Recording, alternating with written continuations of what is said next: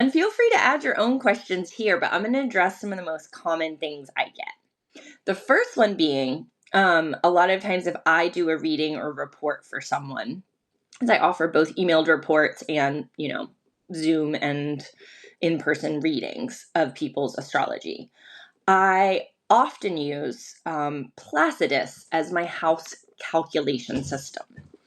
A lot of the popular astrology is using something called whole house or equal house astrology. And that is a different way of calculating the chart that sort of simplifies it for the general public.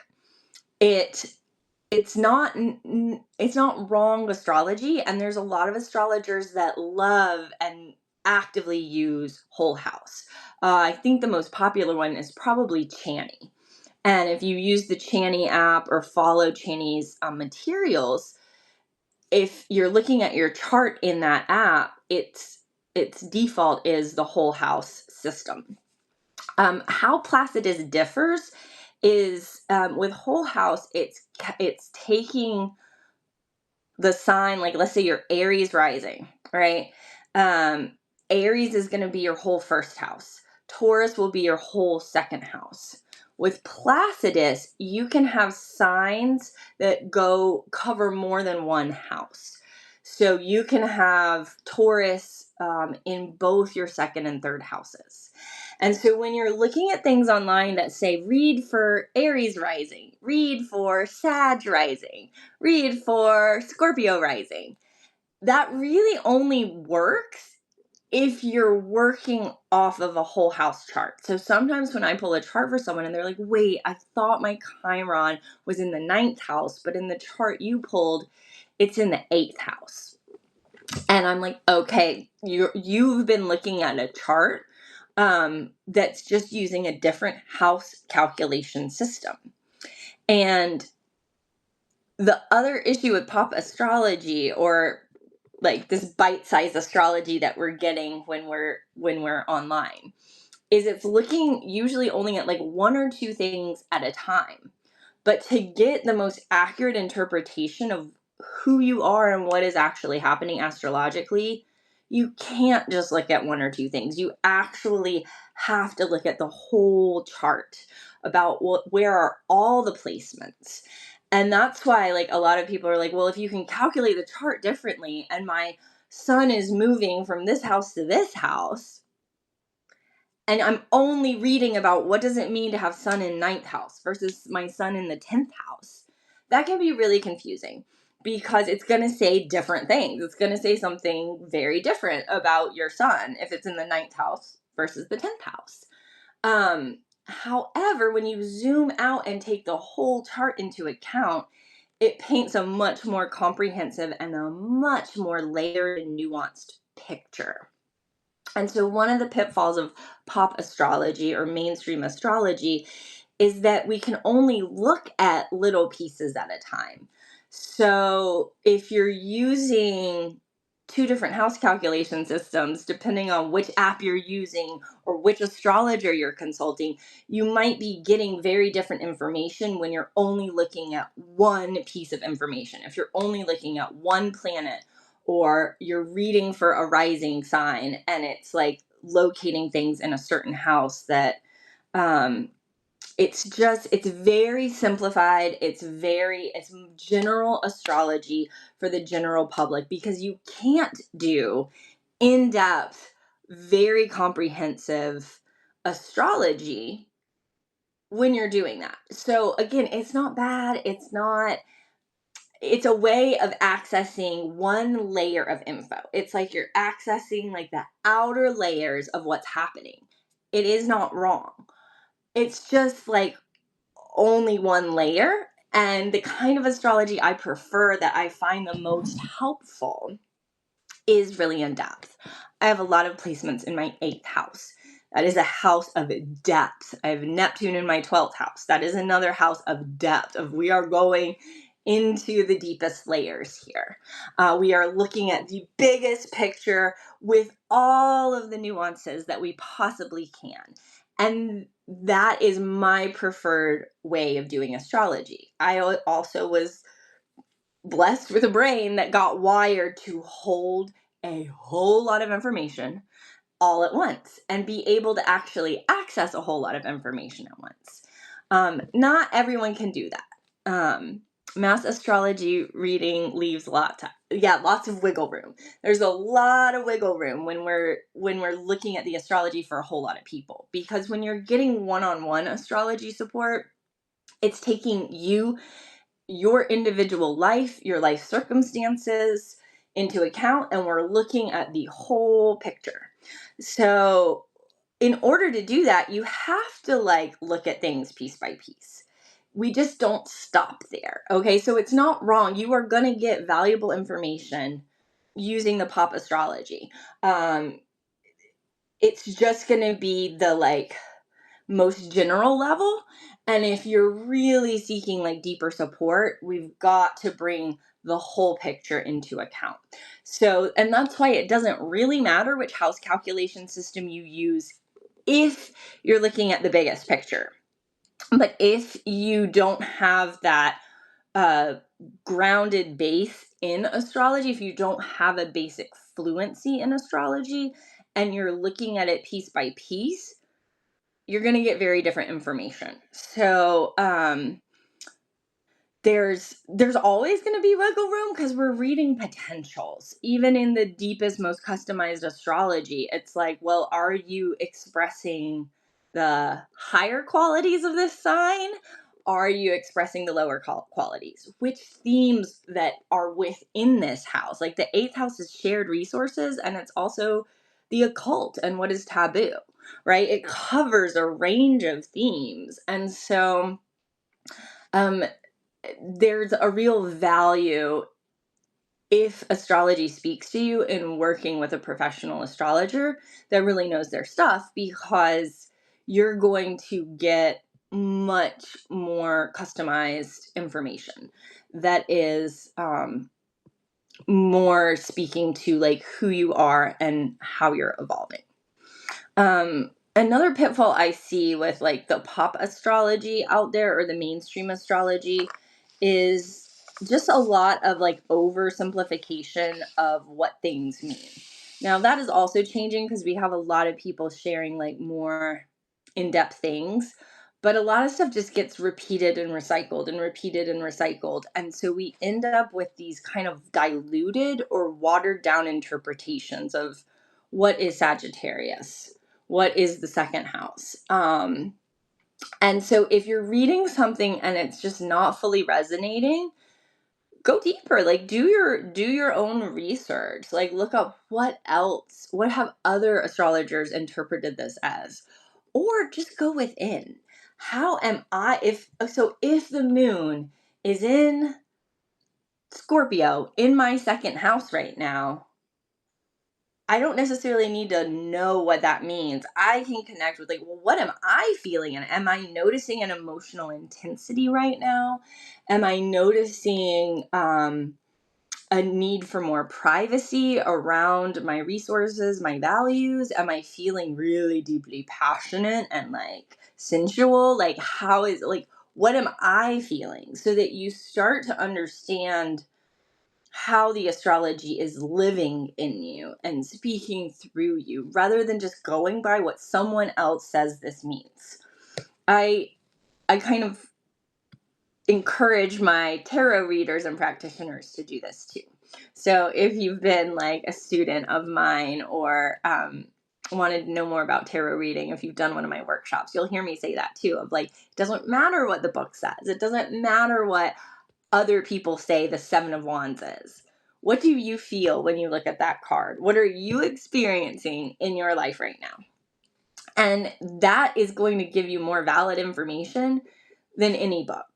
I love to balance lots and lots and lots and lots and lots of research with my own lived experience, my felt sense of what am I actually experiencing in my reality right now? And then I go back to the chart and I look at, okay, so what's happening astrologically? This is what other people are saying it means.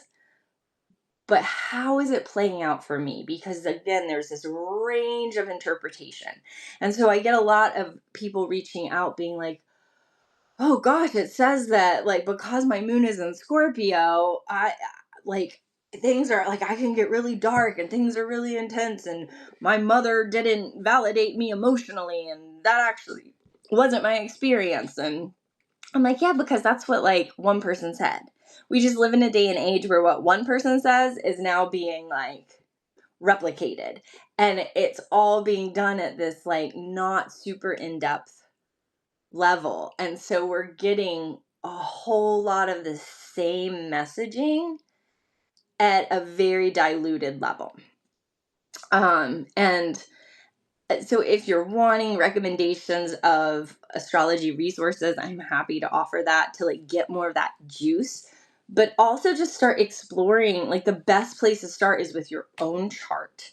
I would pick one house calculation system to work with, because another thing I notice people do is they want to know everything and they want to know it all at once. And so you're trying to look at all of the things and you're like, look at my whole house chart, look at my Placidus chart, look at my Vedic or sidereal astrology, right? And it's like, whoa, whoa, whoa, whoa, whoa. Just start. Like the way I really learned is I started with one house calculation system, which was Placidus. And I started with my chart. And I started to like look at it. And of course, we have to start with just looking at what does it mean that my sun is in Leo? What does it mean that my sun is in the 8th house? Let's put that together. What does it mean that my sun is in Leo in the 8th house? What are all the things it could possibly mean? And how am I, like, where do I see myself in that? How do I experience my soul's essence, my creative spark?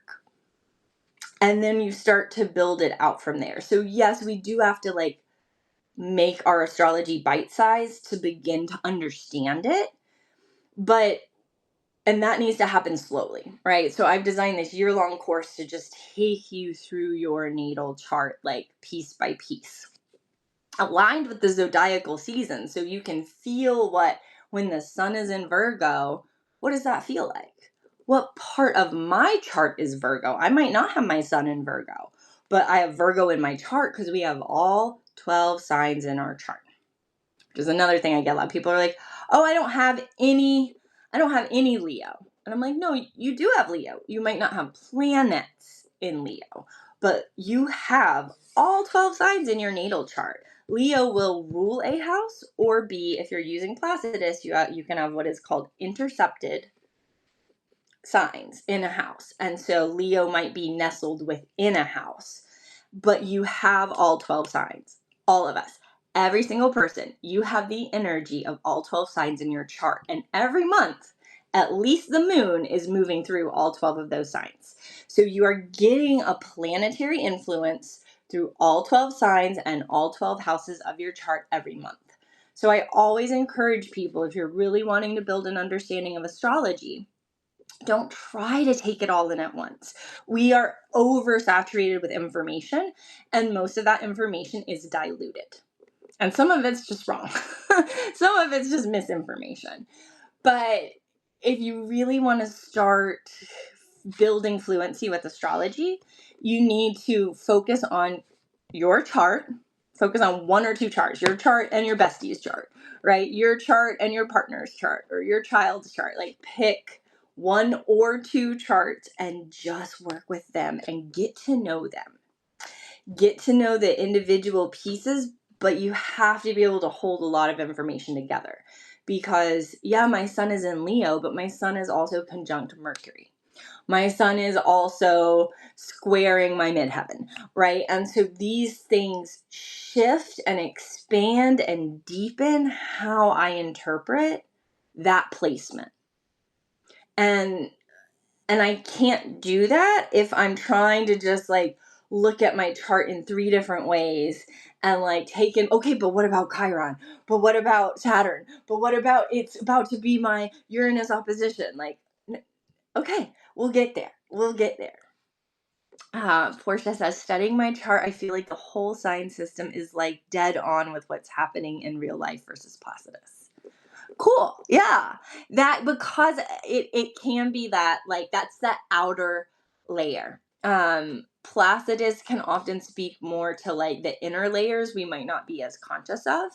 And also some people just resonate with one house system more than the other, and you should always go with the one that resonates the most for you. Again, with whole house, it's easier to like see it in the bite-sized pieces. With Placidus, it's more that like being able to look at the whole picture. Um, and and there's a value in both. So I'm at a point now, because I have such a language built in astrology, that I'll toggle between my Vedic chart, my whole house chart, and my Placidus, just to get like the most comprehensive look at things. But I primarily have found, for the astrology I like to do, I primarily work with Placidus. But yeah, it's a lot of people work with the whole sign or whole house system.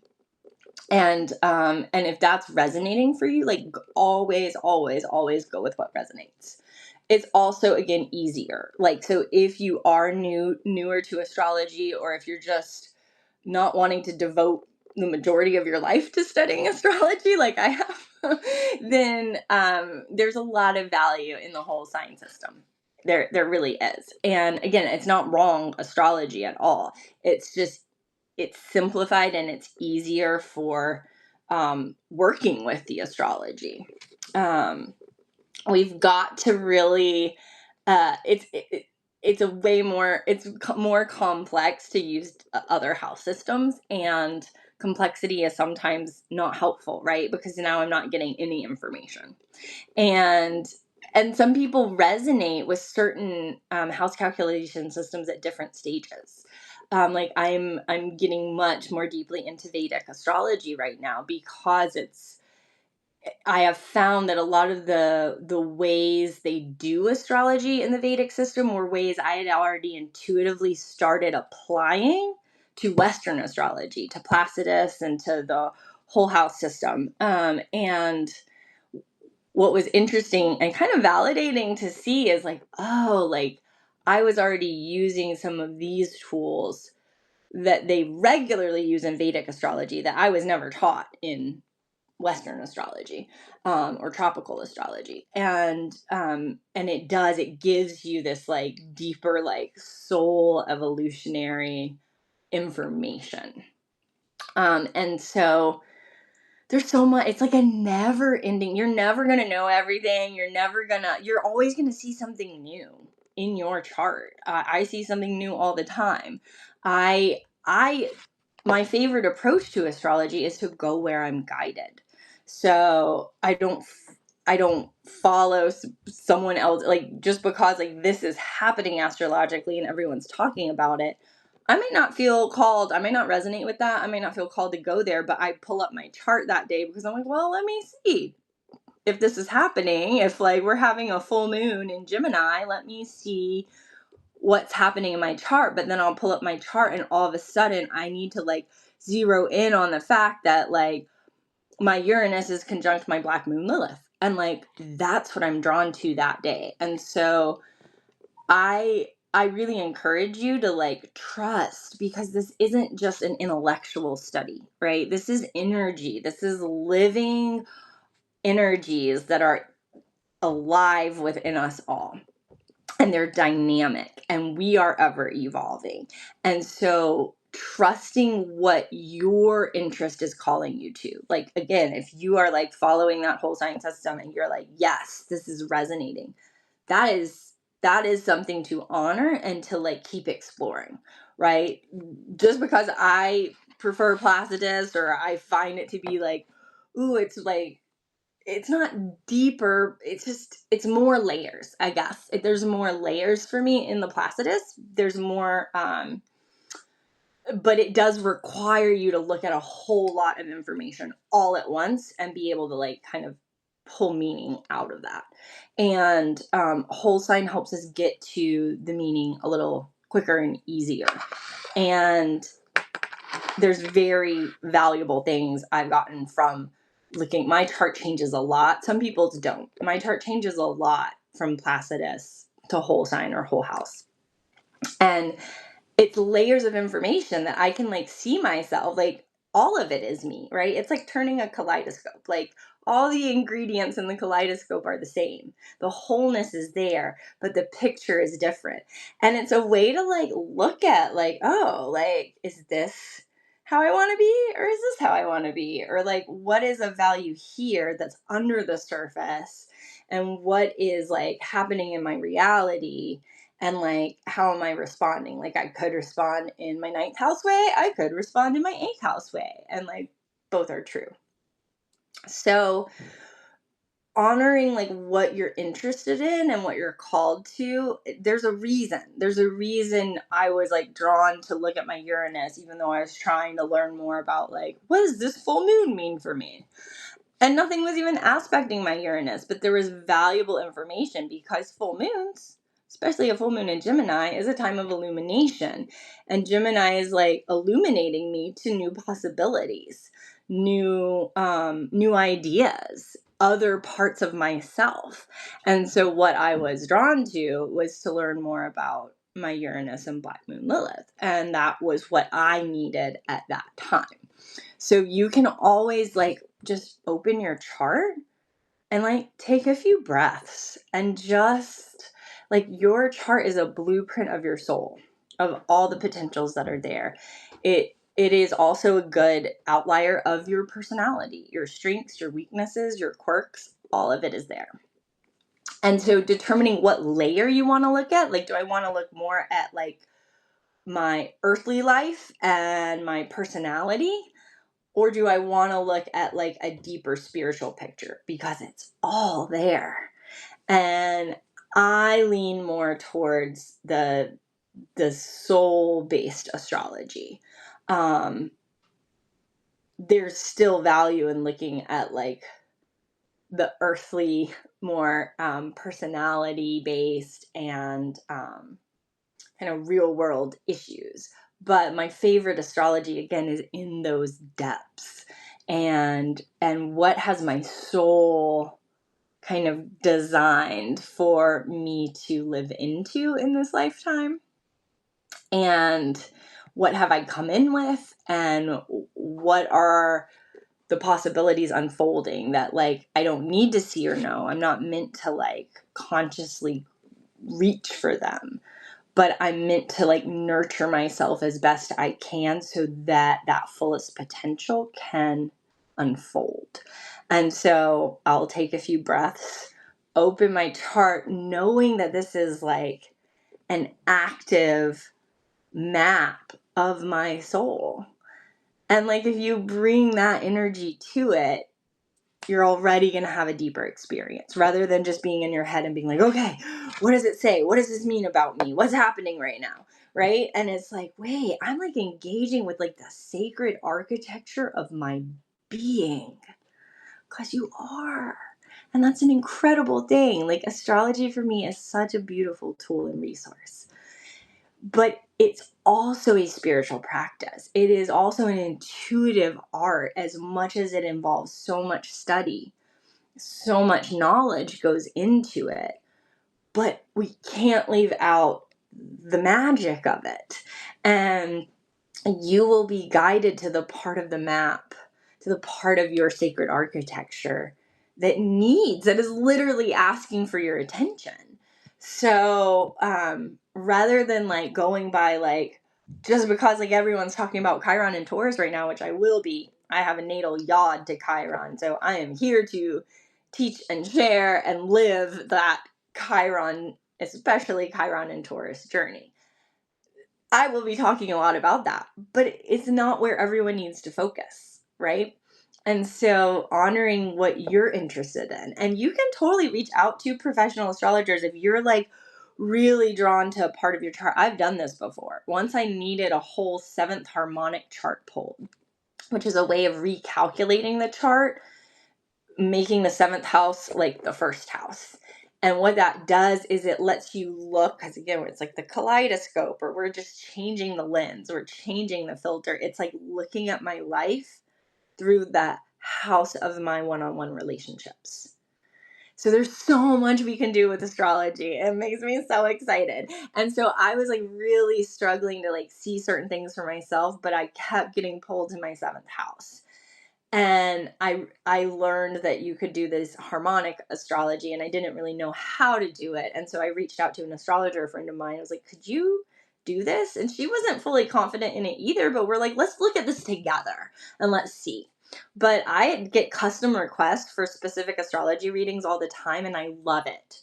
So don't hesitate. Oh, good, Portia. I'm so glad.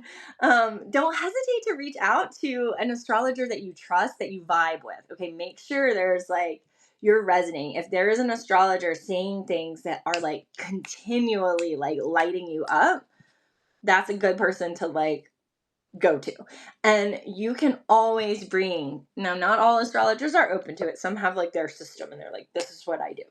But most astrologers that I know love like custom requests. Like I really want to look at this specific thing in my chart, or I'm really interested in what my like these goddess asteroids are saying. You can bring kind of very specific questions or areas of life you want to look at. I did a whole reading based on someone's like south and north nodes. Like I love doing nodal astrology. Obviously when I do it, we're not just looking at the thing you're asking to look at, because the real juice is in the whole picture, but it lets us like shift the lens. Like let's put on like this pair of glasses and let's look at your soul blueprint through this angle today. And that will give you information. And that's why it is okay to hop between house calculation systems. It's just going to give you information in a different way. And maybe for this day, or maybe for this decade, you will benefit the most from looking at yourself, at your life through this lens. And then when you feel guided to, when the winds are shifting, you'll start looking at different things and they'll get your attention. Just always follow that. Just honor that. Yeah. And if y'all have any questions about like anything, like questions like when you're trying to understand your own astrology or things you've heard or seen online that you're like, huh, is this true? Or like, this, I was curious about this, like let me know. I'm going to keep doing these Q&As and I'm going to keep writing articles. I've got more coming about Chiron and Taurus, and also about like letting go. That's going to be then another thing we're going to be talking a lot about, because a lot of people are like, what does that even mean? Like, what does it mean to let go? There's so many different ways of letting go, but letting go is going to serve us so much in the months ahead. So heads up. Let's practice and get accustomed to what letting go can be, what it feels like, the many different forms letting go can take. Because that's my pro astrology tip for all of us right now. It's like letting go, but like with hopeful expectation or anticipation. With hopeful anticipation of what is coming. Yeah. So that's what I got for y'all today. I know that's like a lot and it can be a little confusing, but I hope that was helpful. And I'm sending you a lot of love, and I hope you all have a beautiful weekend. And feel free to share if you're watching this later, if you're catching the replay. Share like either something that you really love about your astrology, like that you're like, ooh, I like that I have this. I like my Uranus conjunct my black moon Lilith. It makes life interesting. And or something that you just has always confused you. Like I really don't understand my moon squaring my Saturn, or I really don't understand, I don't know. I don't feel like my sun is in Leo and I don't feel like I'm Leo. There's always a reason. Like there's always, I get a lot of questions about that. Like, why don't I feel like the sign that my sun is in? And I look at someone's chart and I'm like, oh, because you have so many placements in Cancer. You have this yod to a totally different planet in a totally different sign that kind of like takes over. Oh, your sun is in your 12th house, and it's going to be harder to feel and express it because it's in your 12th house. So there's always reasons for why something isn't resonating astrologically, or sometimes we've uncovered that like even the birth certificate has the time wrong. Like the parents lied about the time, or they changed the time, or I've seen so many things over the years. I have some stories I could share about like the chart should resonate. So if your entire chart is not resonating, there's probably something incorrect in the birth information. I still laugh at being a water sign who isn't drawn to water. Yeah, that's interesting. I would love to see your chart, like what houses your signs are in or what other signs you have. You might have a lot more fire or earth or air in your chart. Even if your sun is in a water sign, right? You might have aspects that kind of override that energy. So, yeah, there's a lot. There's always a reason though. There's always a reason if you don't feel like your sun sign. There's or your moon sign, right? Or any of it. Like if something's not resonating, get curious about why. And also be willing to expand your interpretation. Lisa. Oh, Lisa. Hi. Yeah, so I'm gonna go work the shop today. If you're in town, if you're local, I'll be at Seed to Star. Corey has a sound bath at noon. I think she still has a couple of spots open. So come and get some support. Or if you're not local, do something nice for yourself today. And really honor what your body needs, honor what your heart needs, and offer yourself some extra care. Because we all need that every day. Thanks, y'all. Bye. Have a wonderful day.